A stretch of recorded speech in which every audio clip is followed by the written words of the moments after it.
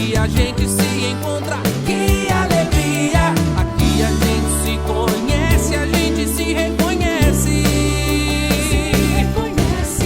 Somos comunidade, somos amigos da cidade. Somos comunidade, somos amigos da cidade.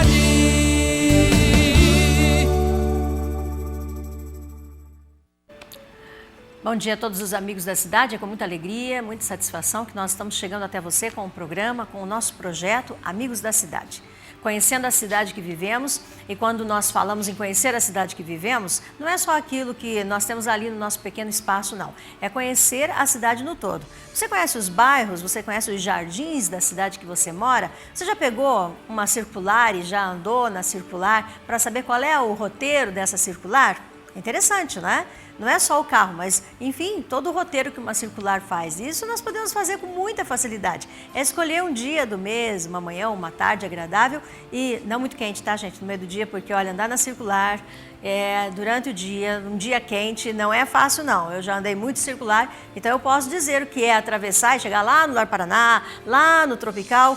Olha, a gente chega bem cansada, porque o trajeto não é tão longo, mas o calor, né, nos agride. Então escolha um bom horário que você pode ir sentadinho e pode estar vendo todos os locais onde essa circular passa, os bairros da sua cidade, conhecer aqui, ali. Pegue um mapa, comece a mapear tudo isso. Conheça a sua cidade. Saiba que nós somos uma cidade muito bem completa, ela é grande, ela é de ponta a ponta, ela é completa e nós temos um comércio lindo também que estão nas pontas aí, que estão nos nossos jardins, nos nossos espaços lá do fundo da cidade, como nós chamamos, nos cantos da cidade, né? Tudo isso vale a pena conhecer. Conheça a sua cidade, conheça a saúde da sua cidade. Como funciona a saúde da sua cidade?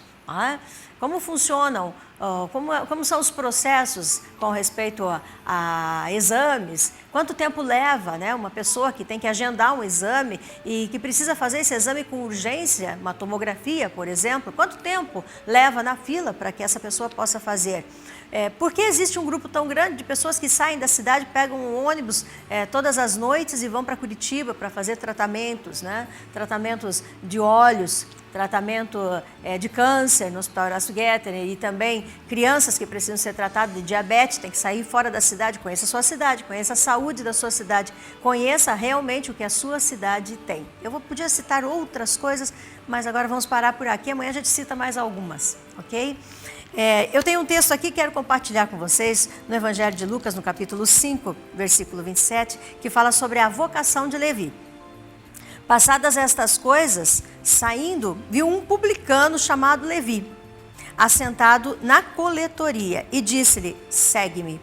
Ele se levantou e, deixando tudo, o seguiu. Quando Jesus fez o convite a Levi e disse: segue-me, ele era uma pessoa que trabalhava com impostos, ele cobrava impostos, ele recebia, ele tinha articulações. E nós estamos aí vivendo dentro do estado do Paraná uma situação que muitos estão sendo vistos por cobrar impostos ou para fiscalizar e como deve fiscalizar e como não fizeram aquilo que era correto, muitas coisas sendo apontadas aí. Levi era um desses homens, ele estava com a caneta na mão e com o poder na mão. Mas um dia Jesus passou e disse: segue-me. Não sei até que ponto ele era justo, correto, perfeito, mas Jesus disse para ele: segue-me. E o mais bonito de tudo isso é que ele ouviu a Jesus e ele seguiu a Jesus. E quando ele seguiu a Jesus, é porque ele realmente reconheceu aquela voz. E ele reconheceu que aquele era o momento de seguir aquele que o estava chamando a nível espiritual. Todos nós podemos seguir a Jesus. Jesus nos chama a todos, não importa quem sejam, aonde estejam. O importante é que nós tenhamos ouvidos para ouvir e dizer: eu quero seguir a Jesus. Mas uma das coisas que realmente mexe comigo é que ele se levantou e deixou tudo para seguir a Jesus. Ele deixou tudo. Todos os seus erros, todos os seus pecados, todos os seus conflitos, todas as suas situações, ele deixou tudo para seguir a Jesus. Para seguir a Jesus precisa renunciar. Renunciar à vida que se leva, renunciar ao caminho que se anda, renunciar às coisas que se faz, renunciar o bem como se vive, entre aspas, renunciar, humilhar-se e dizer: eu quero seguir a Jesus, porque para mim vale mais a pena a vida eterna do que essa vida tão passageira. Tá? Esse é o programa, esse é o projeto Amigos da Cidade. Eu sou a pastora Jurema, meu convidado já está aqui. Será um momento importante, como tem sido todos os programas. Eu espero que você continue comigo. No final do programa, nós vamos ter o nosso momento de oração, onde temos orado especificamente pelo milagre da cura. Então, pegue seu copo com água, vamos fortalecer a nossa fé e vamos dizer: eu quero a água viva, eu quero a cura, eu quero a libertação. Este é o nosso momento, o momento dos Amigos da Cidade. Meu convidado, que é o pastor Diego, da Capela do Calvário, que já esteve conosco algumas vezes e é sempre bem-vindo, né? Bom dia, pastor. Bom dia, pastora. Obrigado, é um privilégio. Já estive aqui, sim, outras vezes e agradeço mais uma vez o convite. É importante porque nós estamos fazendo um momento, pastor, com respeito à política. E falar sobre a política, na concepção de algumas pessoas, incomoda, é perigoso. Nós, pastores, não devemos falar, ou líderes, né? Como nós tivemos a presença do padre Adilson aqui na segunda-feira falando conosco sobre o assunto, mas para algumas pessoas nós não deveríamos nos meter e nem influenciar e nem ter a nossa opinião própria sobre o assunto. Eu discordo completamente, porque eu vejo que nós, líderes, temos que ter realmente uma postura. Dentro do cenário político e dentro de toda essa maneira de que as pessoas colocam, como que você vê? Então, primeiro que acho que as pessoas têm dificuldade em compreender a diferença entre política e política partidária. Embora a gente também fala de política partidária, né? Mas fazer política é no momento em que você tem qualquer relação de convívio, você está fazendo política, né? E eu falo isso com maior tranquilidade, eu não tenho qualquer problema com filiações políticas, mas eu não tenho, então, né, eu falo com extrema tranquilidade, porque não há da minha parte qualquer prerrogativa de ganho pessoal. Mas política há de ser discutida, sim, né? Acho que a senhora falou a respeito das lideranças, que são formadores de opinião, mas eu vou além, todos, né? A população como um todo, porque é exatamente, inclusive, um momento difícil, um momento delicado que a gente tem vivido como país. Eu acho que é fruto, inclusive, dessa não discussão política, do não engajamento, da não compreensão.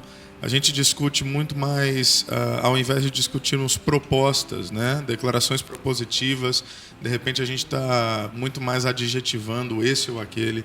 Então, penso, como a senhora, tem que ser discutido, sim. E, claro, se há uma posição na sociedade de destaque, uma liderança eclesiástica, uma liderança espiritual, uma liderança de qualquer outro tipo, que tem capacidade de gerar uma reflexão e levar o pessoal a uma opinião, é claro que a gente tem que fazer isso com muita responsabilidade, mas deve ser feito. Pastor, nós estamos vivendo um cenário político assim, bastante conflitante. Nós sabemos que isso afeta gerações. Não tem, sim, como não afetar. Tá? Aquilo que acontece hoje dentro do cenário político afeta o bebê que nasceu, que está nascendo. Né? Nós hoje, nessa semana, estamos comemorando o nascimento da Alice Eduarda, que nasceu, que é a filha da Kelly e do Eduardo, né?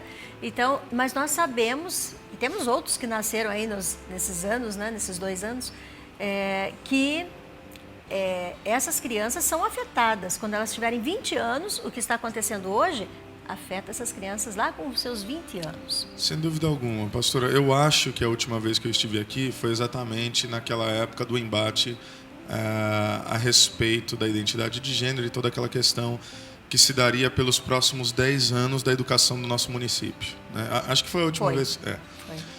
E, bom, esse é um exemplo claro. E é um exemplo que vem de políticas nacionais, inclusive, né, que se dão no âmbito também municipal. Havia um interesse de que isso fosse aprovado. Graças a Deus, lideranças de todos os tipos se mobilizaram, se levantaram, a população foi alertada, levamos isso à Câmara dos Vereadores e isso não passou. Mas sim, é um exemplo clássico. Meu filho tem 3 anos de idade. Se a gente está falando de uma política educacional para 10 anos... isso quer dizer que até os 13 anos ele seria afetado diretamente por essa realidade. Então, sim, né, há muito mais do que qual candidato votamos ou deixamos de votar. Quer dizer, os meandros aí né, do processo político, eles são muito mais profundos, muito mais delicados, e a população tem que fazer parte disso. E aí eu volto a dizer, né, não necessariamente cada um entende sua própria vocação e perspectiva pessoal, mas não necessariamente de modo partidário, mas de modo reflexivo, de modo a compreender o que está sendo proposto, porque sim, as nossas crianças são afetadas. Sem dizer também, falando do nosso país agora, serão afetadas também a partir de um conceito econômico, né? A economia não vai bem, isso não é defender esse ou aquele, isso é um fato, nós estamos numa recessão. Então, é claro que nossos filhos são diretamente afetados, nós somos afetados já, mas aqueles que vêm depois de nós serão, quem sabe, ainda mais afetados, porque, por uma lógica de reparação, né, de restauração daquilo que se perdeu, sabe-se lá Deus quanto tempo que isso vai levar. Quando nós falamos em discussão política, nós estamos falando em uma conversação. Né? Exatamente. Não é uma briga. A discussão, Exato. ela tem a boa qualidade, né? Tem o bom ponto. Quer dizer, não estamos brigando, nós estamos colocando as coisas de uma forma ou de outra, e na multidão dos bons conselhos, né, surgem as grandes ideias. Exato. E eu acho que até por nós não termos uma consciência dessa discussão política, é que, quem sabe, o nosso país, infelizmente, está tão dividido. Eu vi uma foto, talvez a senhora pode ter visto também essa semana. Bom, domingo haverá a votação do impedimento ou do não impedimento da Presidente da República. E independente, de coração, sabe, pastora, independente do que aconteça, é claro que eu tenho, né, como todo cidadão, nós temos as nossas posições. Eu sou a partir da alternância do poder, eu acho que um partido que está 4 mandatos no poder, eu acho que independente de qual partido fosse, não é saudável. Mas independente do que aconteça, você vê ali, na esplanada dos ministérios, né, ali em Brasília, um muro dividindo ali aquele gramado para que os pró-impeachment e os anti-impeachment, né, possam estar ali. Me causa uma profunda tristeza, porque esse muro é emblemático. Me parece que é exatamente o reflexo daquilo que a gente vive como país. Né? Uma adjetivação, não uma conversação, como a senhora propôs, mas um embate, por vezes pessoal, por vezes agressivo, sem a proposta, mais uma vez, de ideias, mas simplesmente um confronto que não leva a absolutamente nada. Né? Então, eu fico triste como cidadão, né, como pastor, de ver o povo, às vezes até dentro das nossas igrejas, sejamos honestos. Por vezes as igrejas estão... os membros das igrejas às vezes estão em confronto, porque um é do partido A, outro é do partido B, um é vermelho, outro é azul, e a coisa é complicada. Muito complicado. Eu vivi um processo político, assim, na minha pessoa, né, quando fui candidata. Sim. E eu me sinto muito feliz compartilhando com você e com todos que estão nos assistindo, mas eu me sinto muito feliz pelo fato de que na nossa igreja nós tínhamos candidatos que não eram, né, no caso, aliançados a nós. Estavam em outro momento ali. Sim. E nós convivemos muito bem. Nós tínhamos no nosso estacionamento os carros com uma bandeira, com outra bandeira, e nós convivemos muito bem. E eu não faltei nem um culto de domingo. Né? Isso é sensacional. Então, nós convivemos bem, nos abraçávamos e convivemos bem, porque nós temos que ter essa postura, o partido mesmo. Eu sou de um partido, sou de outro, acho que as pessoas até deveriam estudar mais a questão partidária. E deveriam dizer, eu preciso fazer parte de um partido, e entender como esse partido caminha. E se não caminhar de acordo com como eu quero, eu não sou obrigada a ficar nele. Né? Sim. Eu preciso talvez fazer parte para entender o processo, fazer parte do processo e entrar em uma discussão onde os partidos realmente devem fazer aquilo que devem fazer. Porque os partidos existem para fazer o que devem fazer. Não só a oposição, mas as leis, a movimentação, a organização. É um conjunto. Um presidente da República não faz o governo sozinho. Exato. Ele precisa dos partidos, ele precisa de uma Câmara, precisa do Legislativo. Né? A mesma coisa é o município. Então, os partidos são importantes. Eles deixaram de ser importantes por quê? Porque estão olhando só para eles. É.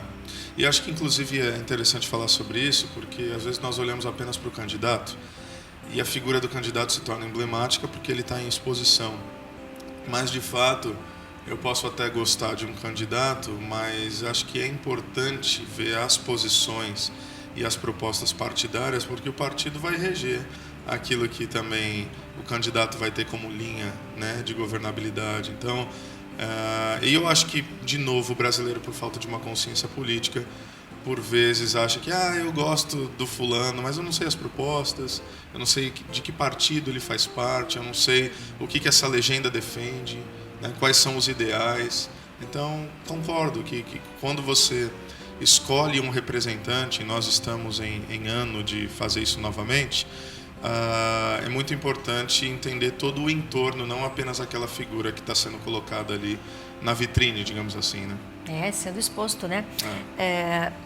Ali dentro dessa divisão que você colocou, bem colocado por sinal, que está já acontecendo, essa movimentação que já está acontecendo, o que incomoda talvez e o que faça com que dessa forma aconteça são ameaças. Sim. E dentro de ameaças existem as preocupações. Não é ameaça só de um lado, não vou dizer que só tem ameaça de um lado. De repente um lado ele é mais aquecido nas ameaças, o outro nem tanto, mas acaba sempre tendo aqueles que de alguma forma querem atingir, né, ao outro. Exato. Então, nós também temos que estar preparados e administrar bem a questão de ameaça. Por isso que a igreja é tão importante, né, pastor? Inclusive a igreja, agora eu vou generalizar, claro que não cada comunidade, mas inclusive as igrejas, elas têm papel fundamental, né? Não só de conscientização. Eu, por exemplo, eu fico muito feliz, eu fico super à vontade de estar aqui, e até com o depoimento da senhora de ter sido, né, no momento passado, uma candidata, mas tendo também vereadores na sua comunidade que não eram, né, da mesma aliança, da mesma coligação, enfim. Porque eu sou totalmente contra aquilo que a gente chama de voto de cajado, né? Ou seja, o líder da igreja fala, é por aqui que a gente vai, é nesse que a gente vai votar. Eu, pessoalmente, sou absolutamente contra, porque eu acho que não é essa a proposta de um líder, seja ele um pastor, seja um padre. Porém, nós temos bancada evangélica, nós temos uma série de outras coisas que sim fazem diferença nesse processo democrático, sim tem uma voz, então essa voz ela tem que ser muito coerente, né? Porque, inclusive, alguns que lá estão, agora eu não estou falando só de presidência, não, estou falando de senadores, deputados, nós sabemos que igrejas fizeram mobilizações para que eles ali entrassem, né? Então, que Deus nos dê serenidade, né, nesses posicionamentos e que a igreja, agora eu falo a igreja, né, os membros, que também são cidadãos, possam perceber, inclusive, volto a falar das propostas, porque eu não tenho um sonho de ter um Estado brasileiro evangélico.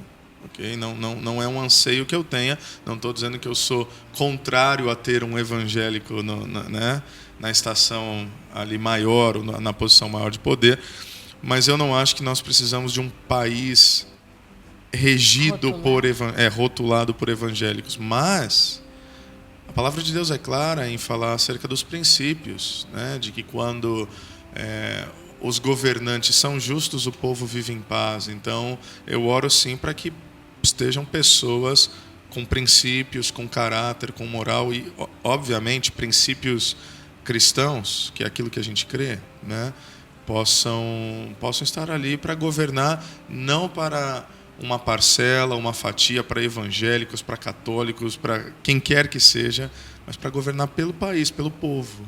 Porque senão o nosso povo sofre, né? Sofre. E, na verdade, quando a pessoa entra recebe uma pasta dessa, lutou por ela e desejou e entrou e recebeu essa pasta, o partido fica em segundo lugar, no meu ponto de vista, né? O partido vai ficar em segundo lugar, porque a pessoa vai ter que governar para todos. Exatamente. Por todos. Exatamente. E aí não tem partido, né? Não tem um bairro melhor, um bairro pior, eu quero aquele bairro, eu esqueci aquele bairro. Esse é, inclusive, a proposta da democracia, não é? é o governo do povo e para o povo. Por isso que eu tenho dificuldade. Eu entendo que em ações políticas, né, políticas públicas, você tem que ter ações pontuais. Senão você quer cuidar de tudo, você não cuida de nada. Sim. Eu entendo isso. Então você tem que ter ações pontuais. Mas eu tenho um pouco de dificuldade com propostas unilaterais mesmo. Então eu estou ali para defender os... E aí você coloca.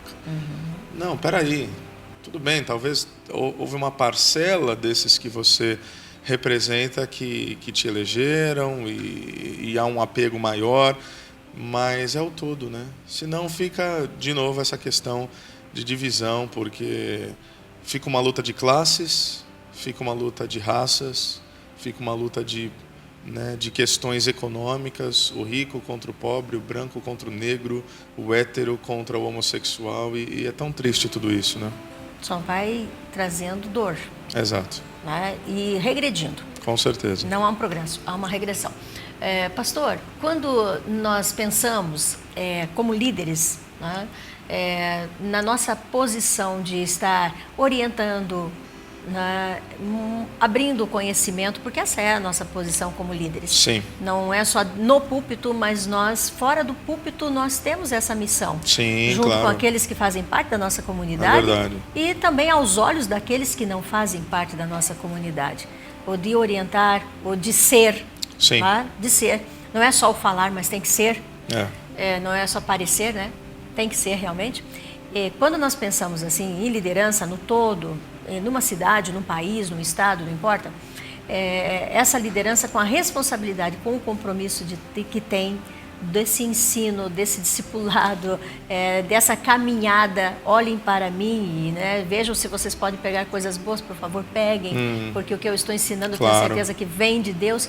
Olhando para esse ponto, hoje nós podemos dizer que temos realmente a confiança de dizer para a população toda, olhem para nós? Deveríamos, né? Deveríamos. Sei que a senhora tem. Cuido da minha reputação para que eu também o tenha. Até porque esse é um referencial bíblico, o apóstolo Paulo ele disse exatamente isso, né? Sejam meus imitadores como eu sou de Deus, como eu sou de Cristo Jesus. Então, é claro que nós não defendemos uma impecabilidade, é claro que nós não defendemos uma realidade de que nós, como seres humanos, não temos falhas. Mais uma vez, um pastor mais experiente, amigo, ele me ensinou, ele disse assim, cuide do teu caráter que Deus vai cuidar da tua reputação. Né? Então é isso que nós temos tentado fazer. Né? Sei que a senhora faz isso muito bem, não é o que todos fazem. Infelizmente, mas esse é o referencial e esse é o espírito do Evangelho para que a nossa conduta seja, inclusive quando Paulo escreve a Timóteo, um jovem pastor, ele diz que um dos pré-requisitos, aquele que almeja o presbitério ou no caso a ideia ali do ofício pastoral é que ele seja irrepreensível. Irrepreensível ali não é perfeito, mas irrepreensível é aquele que não pode ser repreendido no sentido de aquele que não tem do que ser acusado.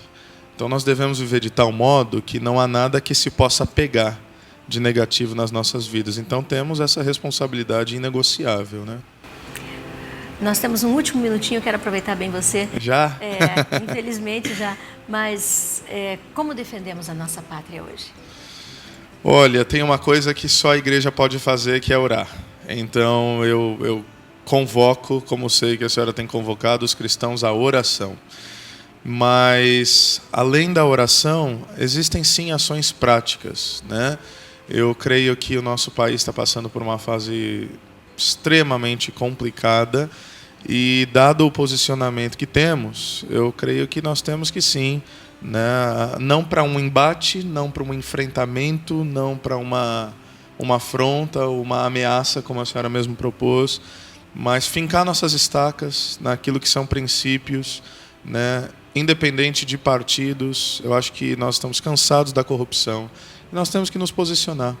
Houve uma questão prática há pouco, as 10 medidas contra a corrupção, né? Espero que várias pessoas tenham assinado e ficar ligado em tudo que está acontecendo, né?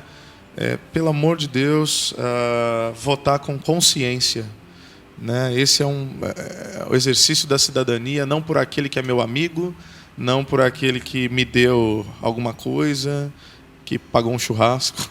Isso é tão triste, tão pequeno, mas nos posicionarmos com a nossa consciência e para além do voto, inclusive, porque independente de quem entra, quem sai, né, a população tem que cobrar, a população tem que fiscalizar, a população tem que... Eu votei no camarada e ele não está sendo coerente com aquilo que ele propôs.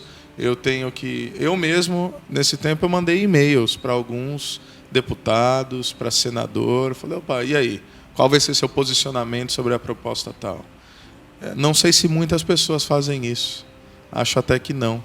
Então, nós temos que ser, em oração, esses vigilantes, mas como cidadãos também exercer uma vigilância e ações práticas para que o poder público que está ao serviço da população possa ter esse temor, porque parece que a coisa perdeu todo o pudor, né? Ficou abusado, né? Ficou. Então a população tem que, como cidadãos, né, nós temos que entender a força que nós temos no sentido de aqueles que colocam são aqueles que também podem tirar, é o que está sendo discutido, e temos que cobrar sim, mas sempre lembrando que, tratando sobre nós cristãos, tem uma coisa que só nós podemos fazer de fato, que é orar pelo nosso país para que Deus tenha misericórdia. É isso que eu tenho feito, é isso que a senhora tem feito e é isso que eu quero convidar nossos telespectadores a fazerem também. Nós estamos buscando o avivamento do Amém. nosso país. É verdade. É a igreja unida. É isso. Sem placas, mas a igreja de Cristo unida numa só fé. Exato. E eu tenho dito que essa batalha, pastor, não vai a glória para homem nenhum. Essa batalha, a glória é para o Senhor Jesus. Amém. Porque a igreja está se posicionando. É verdade. E começou com aqueles que são simples, os anônimos. É verdade, é verdade. Te agradeço muito por estar aqui comigo. Eu que agradeço. Tá? Obrigado pelo carinho de sempre. Vamos voltar a esse assunto. Glória a Deus. Gente, eu creio no poder do milagre, eu creio no poder da oração e eu creio no poder da união. Jesus disse que nós devemos nos unir. Então vamos nos unir. Tá? Não fique assim, separado, longe, distante. A união é a força que move realmente as coisas a acontecerem sem que nós percebamos. E você está sendo chamado para essa união, para esse momento. Seja brasileiro, seja patriota e realmente diga, eu quero o meu país, eu quero um avivamento, eu quero a presença do Espírito Santo nesse país. E eu tenho certeza que as coisas vão ser bem diferentes. Que Deus te abençoe, que Deus te guarde. Amanhã nós estamos de volta, em nome de Jesus. Aqui a gente passa todo dia, aqui a gente se encontra.